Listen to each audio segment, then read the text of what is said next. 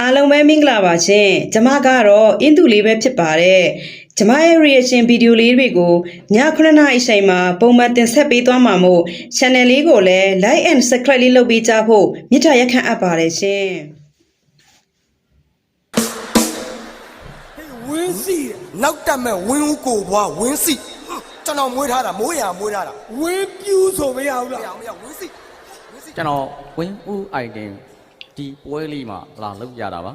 ဒီပွဲပြီးရင်ကျွန်တော်ဝင်းဦးလို့မလုပ်တော့ပါဘူးဗျာဟာဟေးကောင်းတယ်ဝင်းဝါတော့ဆက်လို့ခဏဝင်းဝါမြန်မာပြည်တပြည်လုံးကြိုက်တဲ့မင်းသားလူတိုင်းအားပေးတဲ့ချစ်တဲ့ချောလို့ကျွန်တော်လည်းကြိုက်ပါတယ်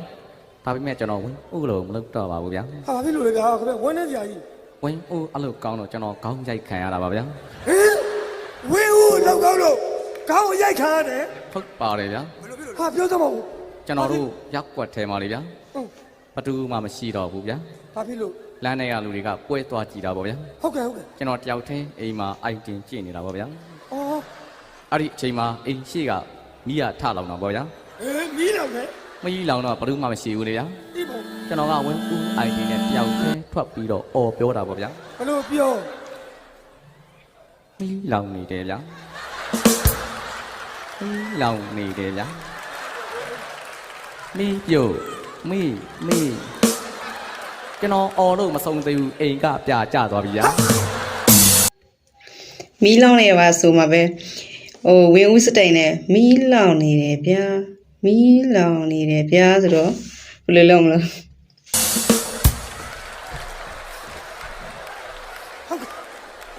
အဲ့ဒါနဲ့ရက်ွက်ကမင်းအော်တာနောက်ကြတယ်ဆိုပြီးခေါင်းရိုက်သွားကြတယ်ဗျာစိတ်နာတော့မလုပ်တော့ပါဘူးဗျာ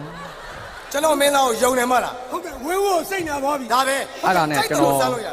အလုပ်ပြောင်းမယ်ဆိုပြီးဟုတ်ကဲ့လေရင်ပိုင်းတော့သွားလုပ်ပါတယ်အော်လေရင်မှာပိုင်းလို့လည်းလုပ်ဘူးတယ်ချမိုက်တယ်ခမ ्या ကန်ကောင်းနေဗျာဘာဖြစ်လို့လဲကျွန်တော်ခွင့်ရလို့ဒီကိုရောက်ပြေးလာတာပါဗျာကျွန်တော်ကအေးပကံမောင်းနဲ့လေရင်မှုပေါ့ဗျာအေးပကံလေရင်မှုဟုတ်တယ်မဲကြီးပါပြရအောင်ပါဟုတ်တယ်ခွင့်ရတာလည်းမပြောနိုင်လေဗျာဘာဖြစ်လို့ခွင့်ရဖဲဟိုမှာပြတ်ကြတာပါဗျာဟဲ့ပြတ်ကြခင်ဗျာအတော့ဖြုတ်မလေအထက်လူကြီးတွေကျွန်တော်ကိုမဖြုတ်ပါဘူးဘာဖြစ်လို့အောက်မှာမောင်းနေတဲ့ဆိုင်ကယ်ကိုလေရင်ကတိုက်ပြီးလို့ပါဗျာဟာဖြုတ်ပါလေမရမသိပဲနဲ့ဗျာမြေပြင်ကလေရင်ကိုမြေပြင်ကနေပြီးတော့လေရင်ကအောက်ကဆိုင်ကယ်ကိုတိုက်တာတောင်တန်ကျွမ်းကျင်မှုနဲ့မတိုက်နိုင်ပါဘူးဗျာဟုတ်တယ်လေလေရင်မူကမြေပြင်ပေါ်ကဆိုင်ကယ်ကိုလေရင်တိုက်တယ်ဆိုတော့တွန်းတန်စကိန်းနဲ့တော့မရဘူးတဲ့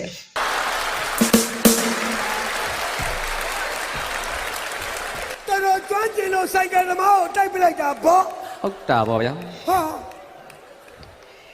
ကျွန်တော်ကမေးနေရှိတော့မယ်လို့ကြားတယ်ခဏကြားတယ်မင်းမဆက်နောက်မှကြားကျွန်တော်တချင်းတစ်ပုတ်လောက်ဆိုပေးပါခင်ဗျားကိုတချင်းတစ်ပုတ်ဆိုပေးရပါလားဝင်းဦးတချင်းတစ်ပုတ်လောက်ကြားချင်မဆိုချင်ပါဘူးဗျာဆိုပေးပါဗျာကျွန်တော်တချင်းဆိုကန်နေပါအော်ပြောရင်းနဲ့တိတ်နေတော့ညူးလာပါဗောဗျာတိတ်ရာရီမိုင်ယာမိုနို့ဆိုခြင်းနဲ့နို့ဆိုခြင်းစော်ဒီပါဗျာခုနကအန်တီကွန်နို့တိုက်မယ်ဆိုလို့ကျွန်တော်စိတ်ပါသွားတာပါဗျာ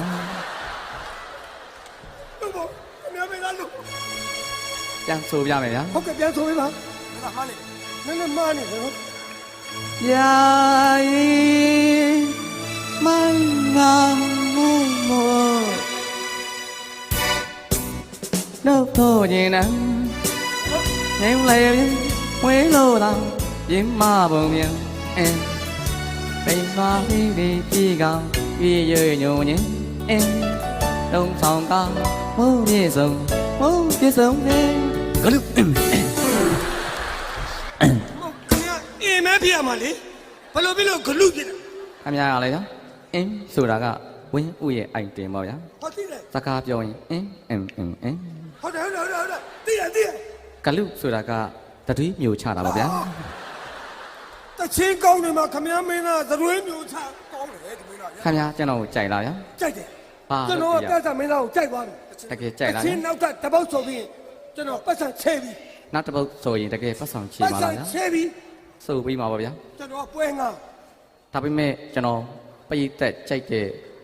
ဝင်းဦးရဲ့နှင်းပြောက်တဲ့နှွေဆိုတဲ့တခြင်းလေးကိုဆိုပြခြင်းပါတယ်ဗျာဟုတ် နင်းပြောက်တဲ့ဝင်ဆုံးမလို့ မဟုတ်ဗျကလားဝင်းဦးတော့မလုပ်ပါနဲ့ဗျကြည့်မကောင်းပါဘူးခင်ဗျားကဘလို့မှကြည့်မကောင်းတာပါနော်မလုပ်ပါနဲ့သူ့တိုင်းလေးပဲကောင်းပါတယ်နော် ဆိုပဲဗျာဟုတ်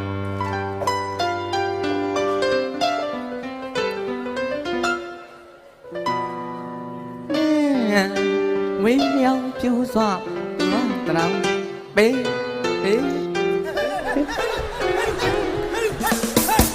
အတန်းကြီးလား ဟဲ့ဘောဘောတို့ဘောဘောတို့လာကွာလာကွာလာကွာလာကွာလာကွာလာကွာမဟုတ်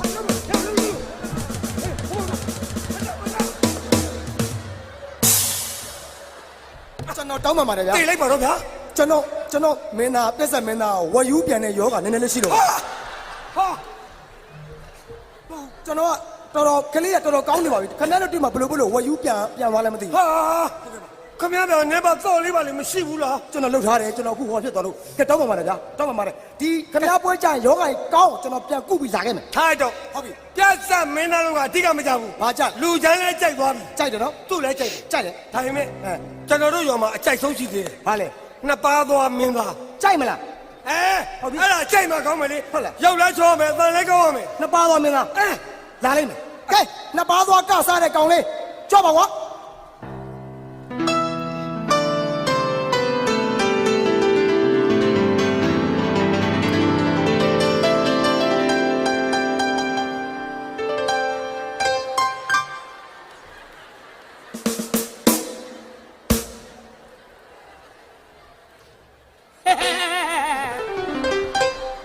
ဘာမှတော့မပြောရသေးဘူး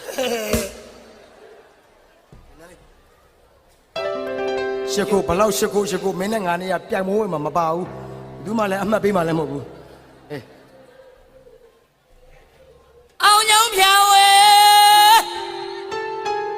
အဲ့လိုအတန်ကြိုက်နေမှာ ကီးကြိုက်တယ်နော် အတန်ကြိုက်နေမှာအဲ့လိုပတ်စာကိုဆွဲနေမှာ အောင်ညောင်းဖြာဝဲ တော့ပါလေဗျာ အောင်မြေတစ္ဆံတာစခန်းမှာငွေစမ်းအောင်နေမောင်းဝင်လို့ နှခွေးကြီးကထွက် ထောရဲ့စေတနာပုံမြင့်တော်သည် နှခိုင်းလည်းနှာခေါင်းတက်ချိတ်နေအောင်မယ် ပြစ်ချက်ကနှခမ်းလေးတစ်ခုတည်းနော် အဲ့ဒါပဲကျွန်တော်မရှိ ဘရုံမရွှေကြပန်းတော်လမ်းစေတော်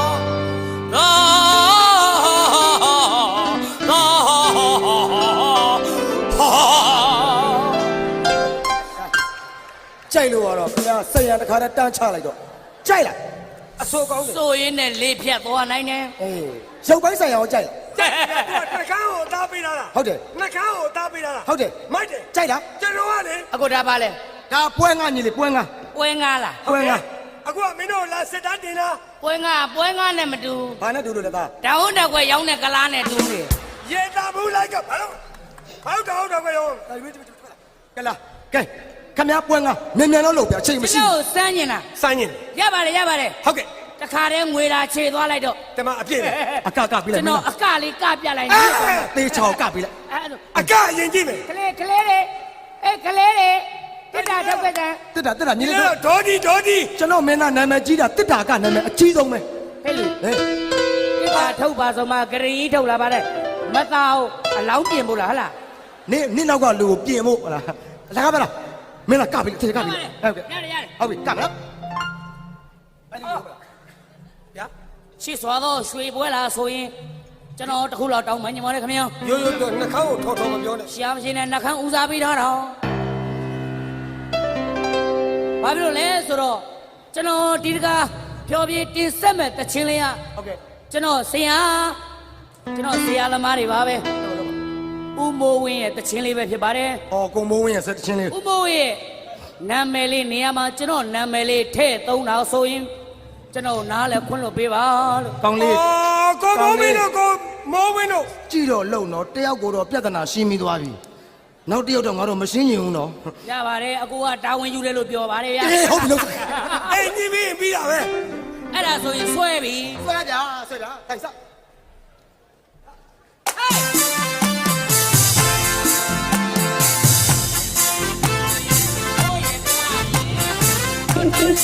နောက်တစ်ပုတ်လည်းဟာတာဗီဒီယိုလေးဖြစ်ပါတယ်တူတူကြည့်ကြရအောင်နော်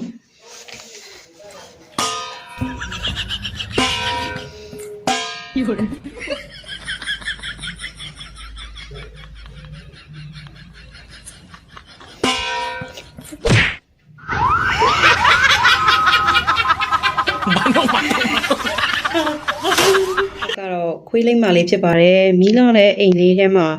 ကလေးငယ်လေးကြံခဲ့တာခွေးကလေးတော့ခဲ့မှာဖြစ်ပါတယ်ကဲအတူတူကြည့်ကြရအောင်နော်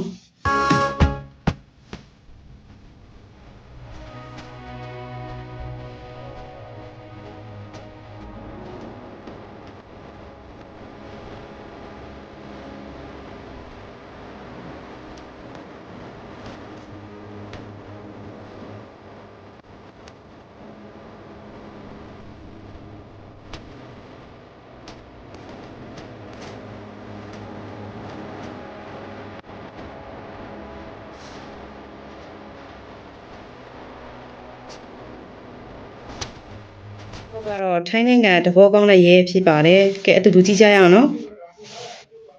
ရင်တထိတ်ထိတ်နဲ့မောင်းလာခဲ့တဲ့အန်တီပေါ့နော်နောက်ကနေရဲကလိုက်လာတာအဲ့ဒါသူတို့နားလဲမိရောရဲကပြောတယ်ဘယ်ဘက်ချမ်းကပ်ပါတဲ့ဘယ်ဘက်ချမ်းမှာခဏရက်ပါတဲ့သူစိတ်ထဲမှာတော့ငါအုတ်ထုပ်မဆောင်တော့ရဲတော့ငါ့ကိုဖမ်းတော့မယ်ဆိုပြီးသူတွေးနေရပေါ့ရဲကသူ့မိတယ်အုတ်ထုပ်ကတစ်လုံးပဲရှိတာလားတဲ့ဟုတ်ကဲ့အုတ်ထုပ်တစ်လုံးပဲရှိတာအဲ့ဒါရဲကလည်းသူပြောတယ်ကျွန်တော်လည်းတဲ့ခလေးလေးကစောင်းထားပြီးအမမစောင်းထားတာတွေ့လို့အဲ့ဒါကျွန်တော်အုတ်ထုပ်တစ်လုံးလာပေးတာတဲ့အဲ့ဒီအချိန်ကျမှပဲဒီအန်ဒီလည်းသူ့မှာစိတ်အေးရတော့တာပေါ့ထိုင်းမှာကတချို့ရဲတွေလည်းတကယ်စိတ်ကောင်းကြတဲ့သူတွေလည်းရှိပါတယ်သူတို့ရဲ့စိတ်နေစိတ်ထားပေါ်မူတည်တာပေါ့နော်ဘယ်သူပဲဖြစ်ဖြစ်ပါလူမျိုးပဲဖြစ်ဖြစ်ပါဒီလိုလောက်ရက်မျိုးကအတူယူတဲ့နဲ့ဟုတ်တယ်ဒီလိုလိုရမျိုးအတူယူတင်တာပေါ့ထိုင်းနိုင်ငံရဲနဲ့မြန်မာနိုင်ငံရဲနဲ့တခြားစီပဲထင်ပါတယ်နော်ပြည်သူကိုကာကွယ်မဲ့ရဲဆိုတာဒီလိုဖြစ်ရမှာလေနော်ရဲအတူမေးတယ်ပေါ့နော်ဒီကလေးလေးကသမီးလေးလားဒါမှမဟုတ်မြေးမလေးလားအန်တီရပြန်ဖြေတယ်အဲ့ဒါမြေးမလေးပါတဲ့သူ့ကြောင်းသွားပို့မလို့ပေါ့နော်အိမ်မှာလည်းအုတ်ထုပ်ကတစ်လုံးပဲရှိတော့ကလေးကိုဦးစားပေးပြီးတော့စောင်းခိုင်းတာအဲ့လိုမျိုးပေါ့အဲ့ဒါစိတ်ကောင်းရှိတဲ့ရဲနဲ့တွေ့တော့လဲကံကောင်းသွားတာပေါ့ဟုတ်တယ်ဒါမျိုးဖြစ်ရမှာပြည်သူရဲပေါ့နော်စိတ်ထားကောင်းတဲ့ရဲအဲ့ဒါဆိုရင်လူတကာချစ်ခင်ကြမှာပဲအဲ့လိုစိတ်ထားများများမွေးနေကြပါစေရဲတွေပြောတာနော်ดูหน้าครับผมดูหน้าเลยดิคืออะไรครับเนี่ยคืออะไรไปโอเคครับครับผมดีเลยเมื่อกี้เห็นน้องใส่แล้วพี่ไม่เห็นมีใส่ครับผมနောက်ထပ်တစ်ပုတ်လဲဟာတာလေးဖြစ်ပါတယ်ကဲဒီလူနားထောင်ကြအောင်နော်သူတို့ပြောလိုက်နေဟိုမိန်းကလေးတွေနိုးပြဖြစ်များသူတို့တွေတွေ့နေငါတို့ကလက်ဦးပြဆိုတခါမတောင်းသေးရလက်ဦးပြပါလားမမကြီးကပြပါလားငါတို့တွေတောင်းမကြည့်ဘူးနင်တို့လက်ဦးပြပါလားဘာညာငါတို့တခါမတောင်းကြည့်ဟုတ်တယ်ဟောတောင်းကြည့်ရမှာငါတို့တောင်းကြည့်လိုက်လို့ကတော့နင်တို့တွေနော်တွဲလောင်းဘယ်လောက်ကောင်းလဲကြည့်လို့တော့မကောင်းတဲ့အရာမိန်းကလေးတွေကတော့လှသေးတယ်နော်ဖွေးဥပြီးတော့အတွင်းသားလေးဆိုနင်တို့တွေကဘလောက်ပဲနှစ်တစ်ခါလောက်အထဲမှာလှောင်တာဖွင့်ပြလိုက်မဲမဲတက်ကဲတင်ကြမှာတော့ဒီလောက်နဲ့ပဲရနာခွင့်ပြုပါရှင်နောက်ည9:00 နာရီမှာပြန်လည်ဆုံတွေ့ကြမယ်ချင်းချစ်ပရိသတ်များအားလုံးကျမ်းမာချမ်းသာကြပါစေရှင်